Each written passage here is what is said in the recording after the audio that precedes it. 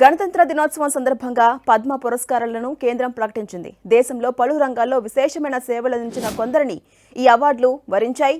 ఈ నేపథ్యంలో కేంద్ర ప్రభుత్వం వారిని ఎంపిక చేసింది. కళారంగం, వ్యవసాయం, వైద్య వృత్తిలో సేవలందించిన ప్రముఖులను పద్మ అవార్డులు వరించాయి. క్రీడా విభాగంలో పలువురికి పద్మ అవార్డులు లభించాయి.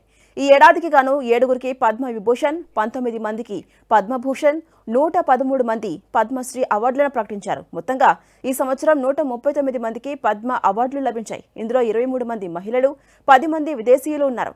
9 మందికి మరణానంతరం పద్మ అవార్డులు లభించాయి. సినీ రంగం నుంచి వెటరన్ హీరోయిన్ శోభనకి పద్మభూషణ్ అవార్డు దక్కింది. తమిళ హీరో అజిత్ కుమార్కి పద్మభూషణ్ అవార్డు లభించింది.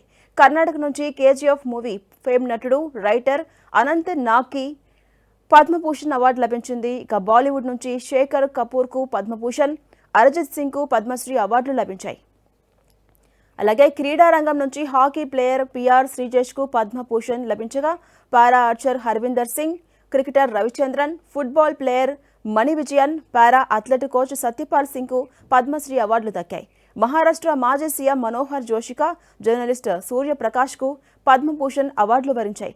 పారిశ్రామిక రంగంలో ఓసాము సుజుకీకి, కుముదిని రజనీకాంత్ లఖియాకు పద్మవిభూషణ్ పురస్కారాలు దక్కాయి. దేశంలోని అత్యున్నత పౌర పురస్కారాల్లో పద్మ అవార్డులు 3 విభాగాల్లో ప్రదానం చేయబడతాయి. పద్మవిభూషణ్, పద్మభూషణ్, పద్మశ్రీ కళ, సామాజిక సేవ, ప్రజా వ్యవహారాలు, సైన్స్, ఇంజనీరింగ్, వాణిజ్యం, పరిశ్రమలు, వైద్యం, సాహిత్యం, విద్య, క్రీడలు, పౌరసేవ వంటి విభిన్న రంగాల్లో అత్యుత్తమ ప్రతిభను ఈ అవార్డు గుర్తిస్తుంది.